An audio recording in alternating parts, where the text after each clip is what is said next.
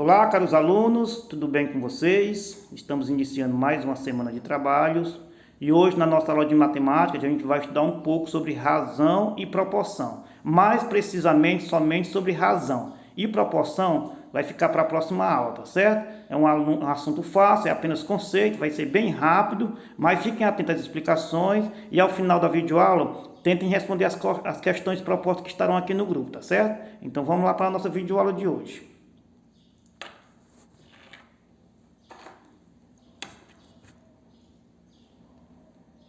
Noções de razão. Razão de dois números é o quociente do primeiro pelo segundo. O que é um quociente? Estão lembrados? O quociente é o resultado de uma divisão. Então, razão é uma divisão? É, tá certo? Só que sabemos que nas frações próprias, o numerador é menor que o denominador, às vezes não dá para dividir, tá certo? Só dá para dividir as frações aparentes. As impróprias também às vezes dá para dividir e às vezes não, tem umas que não dá para dividir. Então nesse caso, muitas vezes fica em forma de fração e as frações também podem ser consideradas como razão.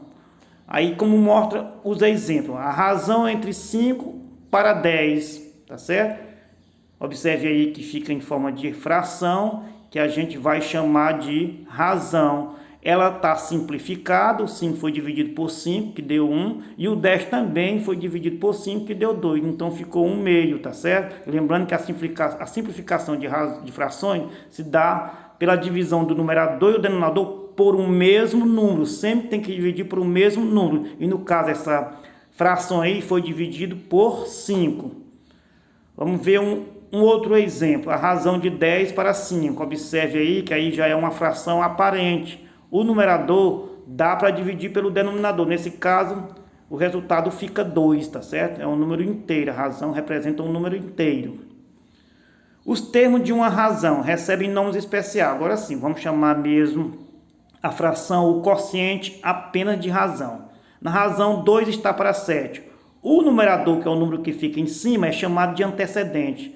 E o 7, que é o número que fica embaixo, é chamado de consequente. A leitura oficial da razão é 2 está para 7. Se tratarmos como fração, seria 2 sétimos. Mas nós estamos falando de razão, a leitura é esta agora. 2 está para 7, tá certo?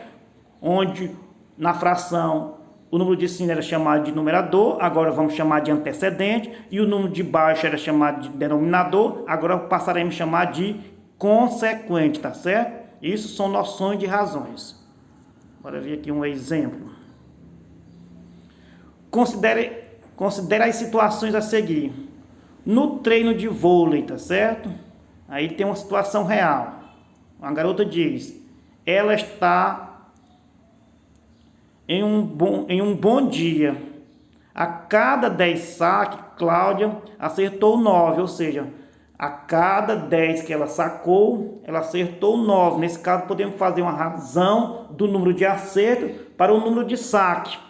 Para comparar o número de saque que deram certo com o total de saque de Cláudia, podemos usar uma fração, tá certo? Número de saque de acertos, que é 9, para o total de saque, que foi 10. Nesse caso, formamos uma razão de 9 para 10, tá certo? 9 está para 10. Quer dizer o quê? Que de 10 saques que ela efetuou, 9 ela acertou, tá certo?